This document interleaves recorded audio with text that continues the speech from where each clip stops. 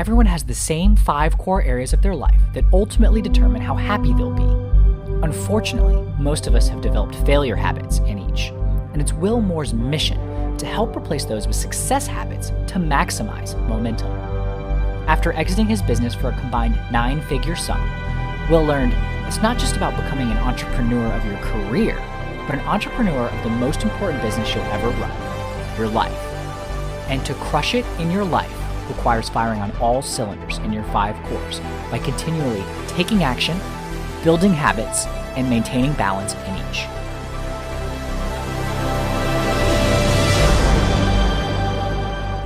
Hello, and welcome to the 5 Core Life Podcast with Will Moore, founder of More Momentum. If you've not already, please make sure to follow and subscribe to the 5 Core Life Podcast so that you get notified when new episodes drop every week. On today's episode of the 5 Core Life, Will Moore is interviewed on the Your SuperPowered Mind podcast by Kristin Maxwell.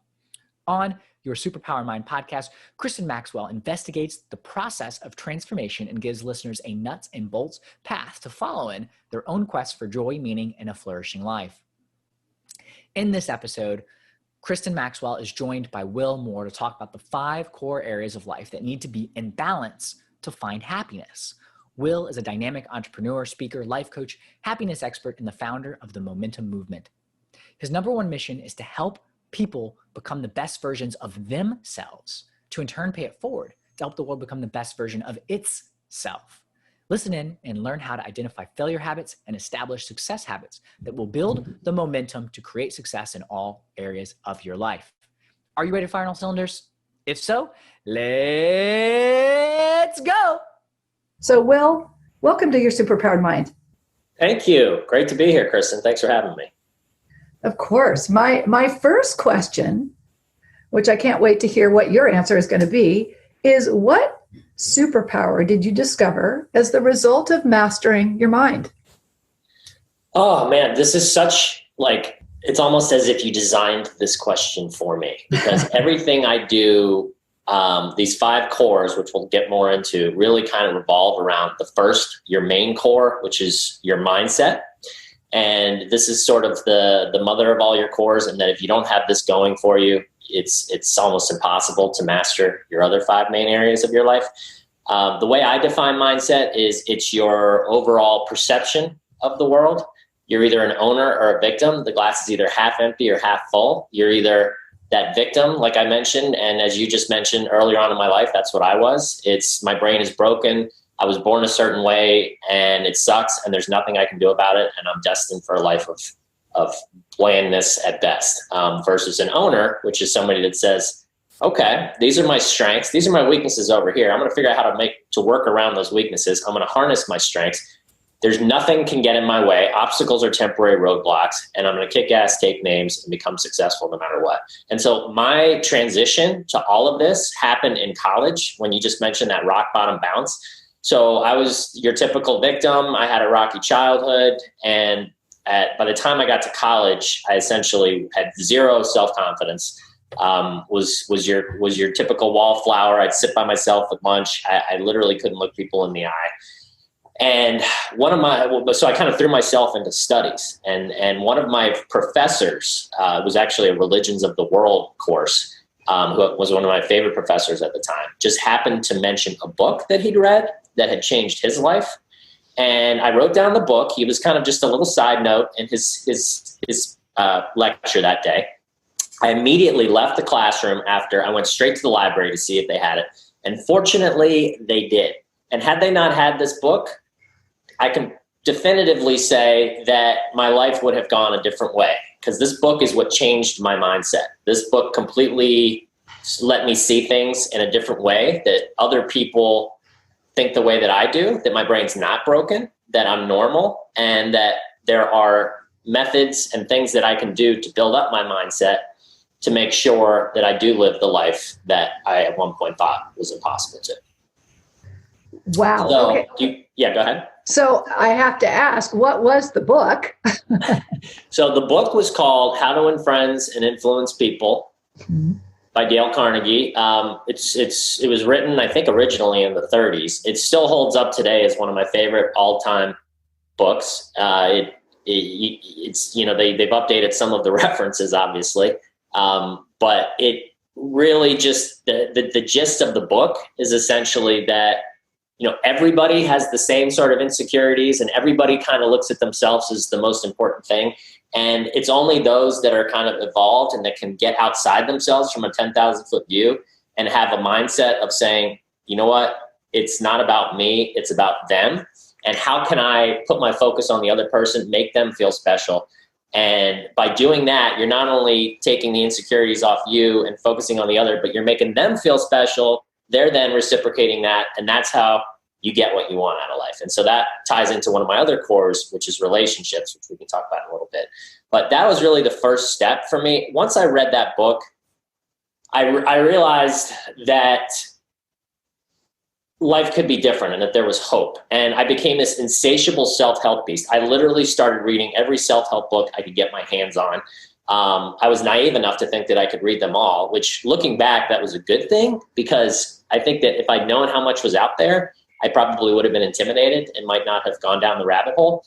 But that's not what I did. I started reading. I started to use myself as a human science experiment, as kind of I talk about it in my book, where I literally would read something, and if I'd read it several times and was like, okay, this seems like a really solid universal principle, I'm going to try this out in my life. I would then go out and try it. I would test the hypothesis. I would then come back and say, okay, that worked, that didn't work. I would then reconfigure things, go back out and keep retesting until I said, okay, this is 100% what I call a total truth, which are essentially universal principles that have been proven time and time again, that I've read over and over throughout multiple books. I've tested in my own life. And so just over the years, I started building, my mindset became stronger and stronger. I started building up my confidence. I started building up my momentum. And I literally started being able to do things that I never thought that I would do. And I was taking notes along the way. I'm a crazy, crazy note taker. And I was just constantly taking notes and noting what worked, what didn't. And then at some point along the way, I realized, you know what, I can help others with this. Now I've got 2 small boys. One of them's 4 years old. One of them's 11 months. And I said to myself, if nothing else, I want to write a book to help them, make sure that they don't go through the same awful adolescence that I went through, and start building these 5 cores and these principles early on to give them that confidence and get them off to a better start than they're in now. And so over the years, I then built my business. Financially, I became successful. And then after I exited my company this past year, I decided, you know what, this is the time. I want to finish it. So I've got a book, I've got an app that I'm doing, and I'm hoping within the next 6 months to a year, they'll both be done, and I'll launch and start helping people with the same principles that I learned that helped me completely turn my life around. Wow. That's a great story. And what we're going to have to do, that was a good segue. We're going to be taking a break really quickly. So tell people what is the name of your book and your app, and where can they find that when it comes out? So my website is www.moremomentum, MOORE, which is my last name, momentum.com. You can pre-register for a book, or just go on right now. Actually, we're working on the part of pre-registering. I want to be able to give people a discount if they pre-register. So for right now, you can just go to the Contact Us page or the Join the Movement page and just sign up and put a note saying that you want to pre-register with a discount on the book, and we'll honor that. And it also has a free quiz that I put on there to help people to understand where they are in each of these 5 cores. It's basically helps you, it asks the basic questions to help you get you thinking, and it gives you an actual score on, okay, where do I rate in each of these cores? And by the way, we've been talking about these cores. I'll just tell you real quick. Your first one is your mindset, as we mentioned. Your second one is your career and your finances. Your third one is your relationships. Your fourth one is your physical health. And your fifth one is your emotional health and giving back. Great. Yes, I definitely want to explore a lot of what you've already just very quickly alluded to, because what I love more than anything is figuring out and talking to people who have literally just changed their lives, who have changed their mind and gone from, wait, you know what? I can do this differently and I can be happy. And I love that. So I can't wait. In a moment, we'll be back. We'll talk to Will Moore a bit more about how to build momentum and create success habits. So hang on. Hello, everyone. This is Tonya Dawn Rekla, Executive Director of Superpower Experts, and we want to thank each of you for making Superpower Up the #1 podcast network for personal development and spiritual growth. Because people like you have the courage to say that mindfulness, healthy living, disrupting reality, the pursuit of consciousness, responsible entrepreneurship, and radical parenting matter. We now amass over 1 million downloads monthly in more than 90 countries. Our numbers keep growing because there are far more people willing to live divergently than mass media wants to acknowledge. For you, the change makers, the light bearers, the way showers, we say thank you. If you're ready to take the next step in your evolution, go now to superpowerexperts.com and take the Superpower quiz. And as Neva Lee Rekla, our youngest podcaster, likes to remind us, remember, we all have superpowers and we can change the world. Welcome back, everyone. Okay, so Will, you just laid out the 5 core areas of life. What I want to go back to is, and I don't know if you can really talk this through, but this is what fascinates me. You said you realized that life could be different. Do you remember, or can you talk through, like, how did you go from wait, I can't do anything to wait, I can really change? That's a hard question. Sorry. No, that's a very fair question. You know, one of the things that I talk about in my book, and that is super important for people to understand, is that there's this thing called, I was just mentioning these total truths that I've discovered in life that to me, they're immutable. They're literally universal. You can't, no matter, you can try to cheat the system, but at the end of the day, they're gonna always prove themselves correct. And they're said in a million different ways by a million different authors.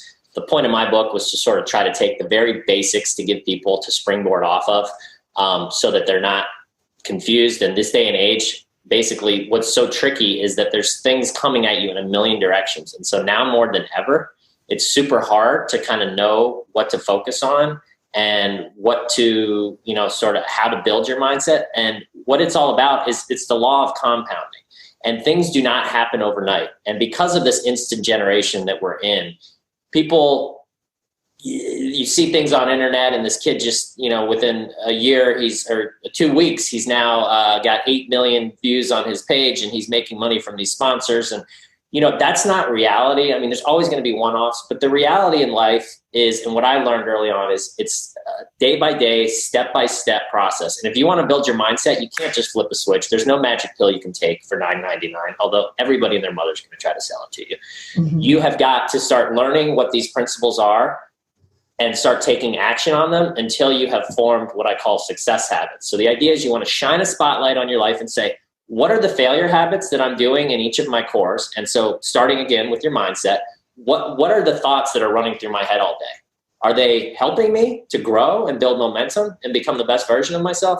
Or are they absolutely destroying me and bringing me down towards my rock bottom? And so the key is to shine a spotlight on what those are, figure out what you want to replace those with, and then just day by day, taking those actions until they become habits. And the law of compounding will eventually kick in. But if you just try something for a day or two, which a lot of us tend to do, I call it the 95%ers versus the 5%ers. The 95%ers will just say, oh, well, it didn't work. It's, and then they'll just go right back. And that's like the worst thing you can do. You've got to make a part of your mindset is being able to make a very strong commitment to yourself and say, this is what I know is important. And you're going to have the discipline to then follow through with it no matter what, until it becomes habit. Because at the end of the day, habits do not care whether they're good or bad, helping or hurting us. They're going to do their thing no matter what. So if you have a bad habit that's hurting you, there's going to be some front-loaded work, and it's not going to be easy. But step by step, day by day, the law of compounding, it'll then turn into a success habit if you stay with it. And then it'll literally be helping you every day, just in the background. It'll be on autopilot. Yes, there's a lot that you've just said there. And one of the things that is, with lots of people that I work through, there is very much this belief, and I used to be the same way too, is like, well, this is what I think, and I'm powerless to change that. And learning that you can actually change your beliefs and your thoughts, what is truly life-changing. But it's like building a muscle. Like, each day it's catching yourself and saying, wait, I'm not going to think that thought. I'm going to think this thought instead. That is 1,000% correct. And, you hear so many people say, what I don't like is one of the things, the reason I got into this is I want to be that different kind of person that's helping people, not that rah, hey, here's some really inspiring, motivating stuff for you, and then walk away from them. Because I know 1,000% nothing's going to change in their lives other than they're going to feel warm and fuzzy inside for 5 minutes and be like, yes, I can do it. I'm going to change. But if you don't give people a system, and if you don't you don't help them to make sure that, hey, this is how you do it step by step, and this is how you're going to, hold yourself accountable and follow through with those things you want to do, it just ain't going to happen. And so that's part of the biggest probably part of what I feel like I'm doing and how I'm different, because this app that I'm also developing is going to be that accountability factor. And the idea is it's going to be fun and it's going to be gamified. And literally, as you're leveling up on screen, you're like this rocket ship and you have these 5 cores as your engine and you're flying from planet to planet. And as you continue to level up your momentum in each of your core areas, you're building more momentum, you're going to further planets, further galaxies. As you're leveling up on screen, you have to be leveling up in real life, because you are answering questions and you're holding yourself accountable. And if you're not doing the habits you're trying, you simply don't build the momentum and you don't get to go to the next plan. Yeah, got it. So what can you give us an example of how you would start out? Like, let's say you have a bad habit around, the one that's always easy to relate to, around like health, not working out or something like that. Where do you suggest people get started on building what you call a success habit? So it ties into what I mentioned earlier, which is the law of compounding. And the law of compounding doesn't work if you try to do things all at once. You've got to start small. Just like you mentioned, it's building a muscle. You can't build a muscle overnight. Unless you're, let's see, I'm going to date myself here. You'll probably maybe know what I'm talking about. There was a book called Stranger in a Strange Land. Oh, yes. Yeah, I remember that. I remember it just stuck in my mind. He grokked his muscles. GROK. Yeah, I remember that. Yes. And he's like, okay, you know what? I see that it's advantageous for me to have muscles in this human world. He was an alien that came down. And so I'm going to grok him. And literally within a second, he had these huge buff muscles. That's not how it actually works. You've got to, so you mentioned physical health, so let's talk about that.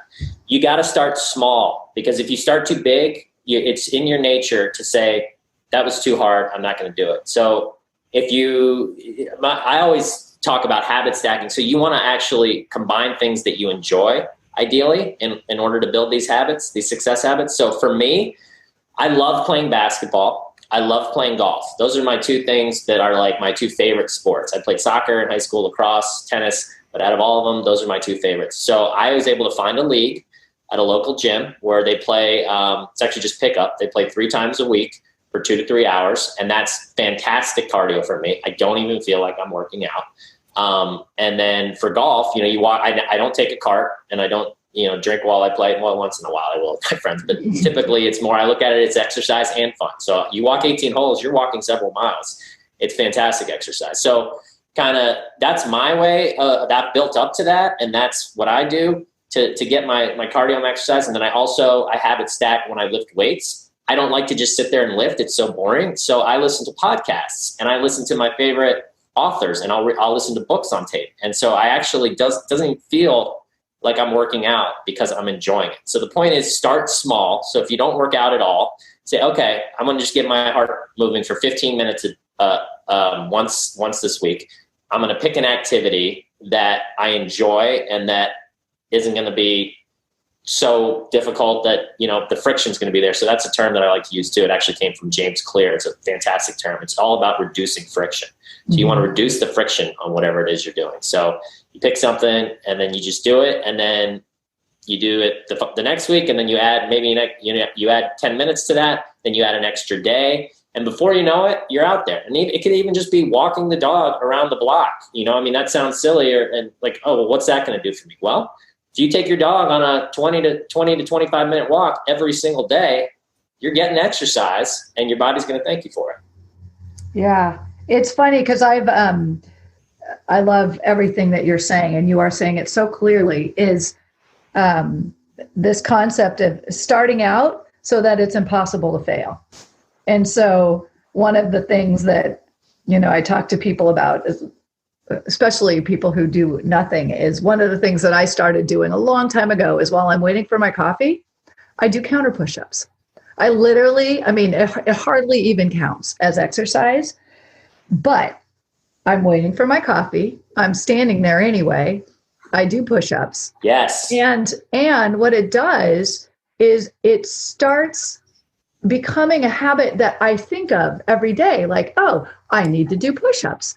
And yes, sort of created these neuronal connections, whatever. I'm not scientific, but so that my brain goes there. And then I remember, oh, I have to do push-ups. And then I start getting this identity of like, hey, I'm somebody who does push-ups.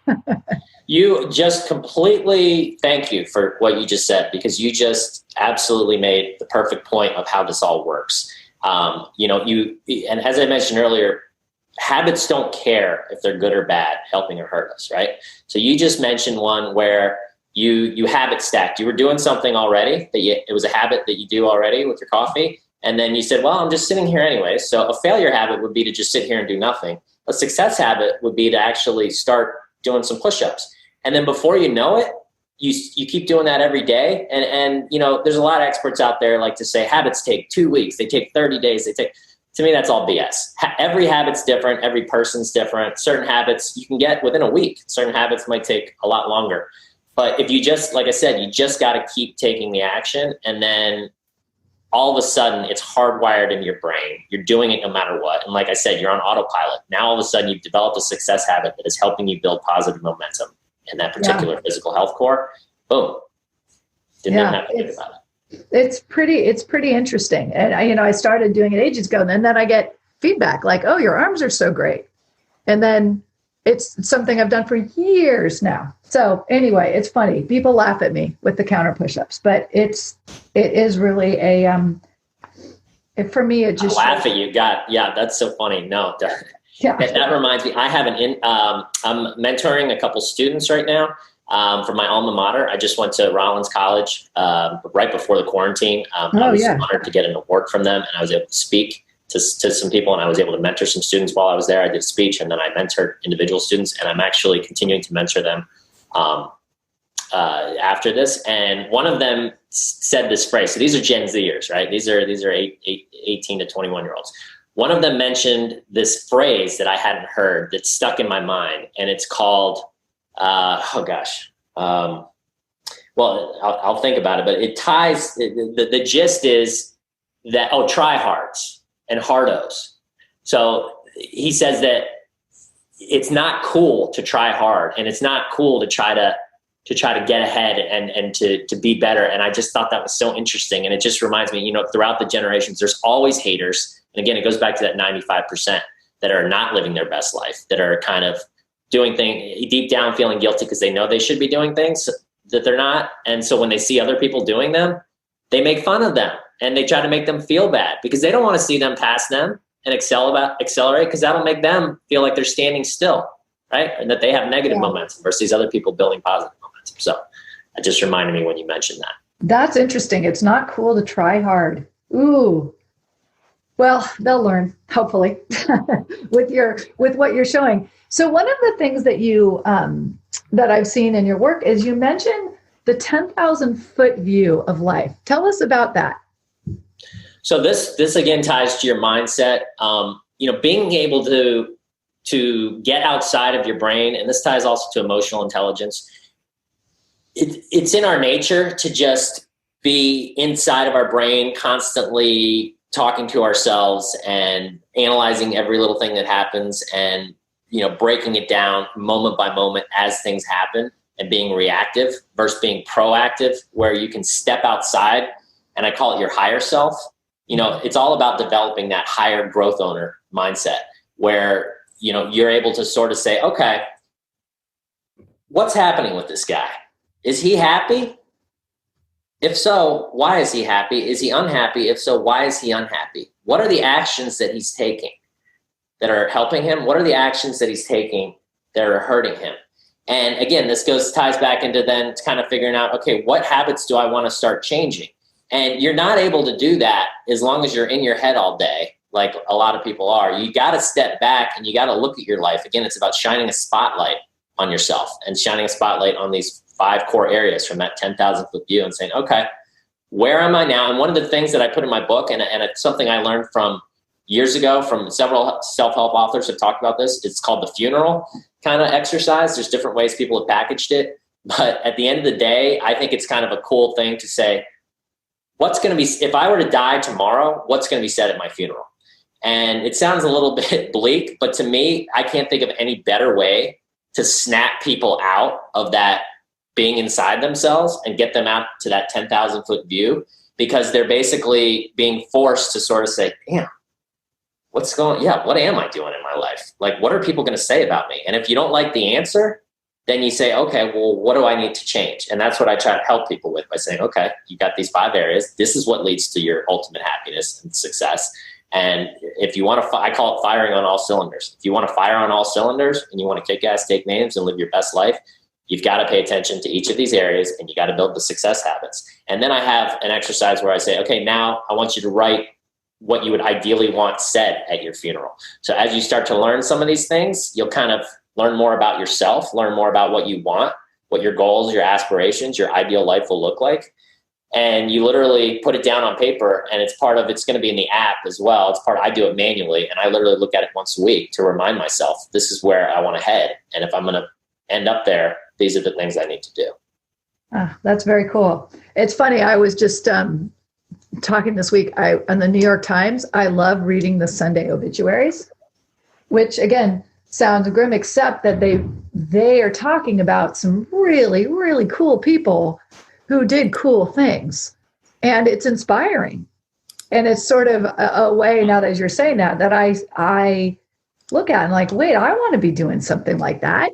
A lot of them with charitable things or the activities that they did and the things they love. And it's sort of a reminder of, wow, you can have a big life. You can have a small life, or you can have a big, however you define that, however you define what feels big, what feels expansive. So it's absolutely. Yep. No, that's a really good point. So, okay. So this, again, I have another kind of hard question for you. So what I see people doing is they say, okay, I'm going to start, again, just because fitness is such an easy thing. I'm going to start working out. I'm going to get fit. I'm going to get healthy. They start, and then, at some point they stop and they give up. And then the belief that they form is, I'm a loser. I can't get myself to do anything. How do you help people get out of that kind of thought and frame of mind? To get out of my brain is broken type, I'm a loser, how can I change? Yeah. Well, I'm your perfect example. So let's look at what I did. That's exactly how I felt. And trust me when I tell you, and we don't have time to go into my story, but if I can change, anybody can change. The short of it is I was born to 2 hippie parents. I lived in a beautiful place. I lived in Hawaii growing up. And my parents got divorced when I was earlier. My mom was an alcoholic with a major temper rage, and she was verbally and physically abusive to us. And we were I was considered a haole in Hawaii, which is considered kind of like a white outsider by the locals. We were poor, so we lived in a local neighborhood, and we were the only white kids in our class. So it's like reverse racism, or don't even need to call it, it was racism. They call it reverse racism because it's usually the whites that are being racist, which is true, but I don't like that term. And then it was a series of, we moved to Bethesda, Maryland, and I had some crazy experiences happen to me. And it kind of all led up to that moment. So bottom line is everybody's got things that have happened to them. My story was pretty crazy in terms of like, after you read my story, you're like, wait, how did that guy even like not kill himself? Like, I mean, it's just like ridiculous. And I indeed was on that verge in college when I hit what I called my rock bottom. And then, so I just started changing, I made a commitment to myself that I was going to change. I was going to completely reinvent myself. And that's my advice to anybody that does want to change. It starts with saying, okay, I am going, and again, remember earlier when I talked mindset, it's about the discipline, making a commitment and being able to stick to it. That's the first one you need to do. Say, okay, I need to change. I'm going to do it. And then again, but what I don't like is when other self-help or personal development, whatever you want to call it, people just say, okay, you got to make that change. And then they give this rah stuff. And then you have to have a system in place. And that system involves tracking your habits each day, changing them slowly, one by one, using that compounding effect. And then eventually, as your mindset starts to shift, all your other cores start to fall into place. You're going to have stronger relationships. You're going to want to look good, feel good, you have more energy, so you're going to work out more. You're going to be less stressed. Your emotional health is going to improve. You're going to want to start doing things again, getting out of the house, doing things you're passionate about. You're going to want to start giving back to the world versus just poor me, my life sucks. Why would I give back to the world? It's taken so much from me. It's going to be, I feel great. I'm living a good life. How can I help others feel the same way? And so that's the point I got to where I am. And, it doesn't, like I said, it didn't happen overnight. I spent a lot of time focusing on my business. I thought if I got rich and, made all this money, everything was going to be magically fixed. And, that's the path I started going down early. And then but then I also was building my mindset and doing these things on the side. And it actually helped me, I think, in a way. I know it did to build the business I built. But then ironically, once I got that success and I did sell my business, I was like, wait, it felt good for 10 minutes, but then I was like, wait, this isn't what I thought it was going to be. And it's not what everybody thinks. Everybody uses that word success to define, usually it ties to monetary. And they think if I could just make enough money, if I could just I can sit on a beach and drink my pina colada. That's not what life's about. Life's about moving and building momentum in each of these 5 areas. And if you neglect the others, if you're just in the career and the finance part, and you're not taking care of your mindset, your relationships, your physical health, your emotional health, and giving back, you are not going to be happy. And you see it all the time with these millionaires, billionaires that seem miserable. And you're like, what do they have to be miserable about? Well, I know why they're miserable, because they're not firing on all cylinders. Yeah. Wow. Thank you. That is just such a good reminder that making a decision that, I'm going to do this. I can do this. Changing one thing, then your whole thing about momentum, you change one thing, and then that's like, okay, look, I can do this. And realizing that it's in all different areas of your life. It can't be just one to the exclusion of others. So, wow. It's great. It's been awesome to talk to you, Will. Will you remind people just once again where they can find you, your book, your app when it comes out? Yep, you can go to momentum.com, and you can sign up. And like I said, you can put a note in there that says, pre-registering for book discount, because we're about to change the website to where you'll automatically get that. But right now, you can either go to the Join the Movement tab or contact us and just put that. And I'll make sure when the book comes out that we'll contact you and we'll get you a discounted copy. The app will be free, so you don't have to worry about that, but get on the list. And when the app does come out, you'll be notified of that as well. And then also on Instagram, I'm at More, MOORE, Momentum. Awesome. Great. Thank you, Will. That's it for the 5 Core Life podcast with Will Moore. I hope that you enjoyed today's episode. If you have not already, please make sure to follow and subscribe to the podcast so that you get notified when an episode drops every week. If you haven't joined the 5 Core Life Facebook group yet, I encourage you to also join that and see what all the fuss is about. There's some really great, awesome content there designed to get your momentum going, including a monthly giveaway where you can win a complimentary coaching call with the Will Moore himself. The Facebook group is currently the only place to get Will's dedicated attention and support on your 5 core journey. If you're feeling stuck or just want someone to cheer you on, that's the place that you need to be. There's nothing like a community of people on the same journey to get you fired up, kicking butt, and taking names. So come join us. Well, get moving. Gain momentum. Join the movement. Join Emmett by going to moremomentum.com to take a free life evaluator quiz on where you currently stand in each of your 5 cores.